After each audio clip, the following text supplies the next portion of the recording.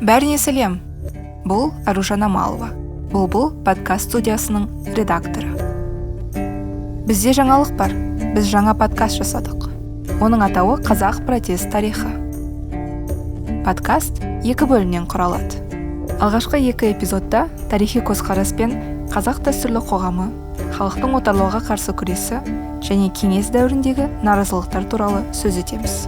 Ал басқа 3 эпизодтарда авторларымыз 90-шы жылдардағы әлеуметтік қозғалыстар мен желтоқсаннан қаңтарға дейін, яғни заманауи Қазақстандағы наразылықтар жайлы сөз қозғайды. Қазақ протест тарихы подкастын Apple Podcast, YouTube, Яндекс.Музыка, Spotify және Castbox қосымшаларында тыңдай аласыз. Эпизодтарды жіберіп алмау үшін подкастқа жазылуды ұмытпаңыз.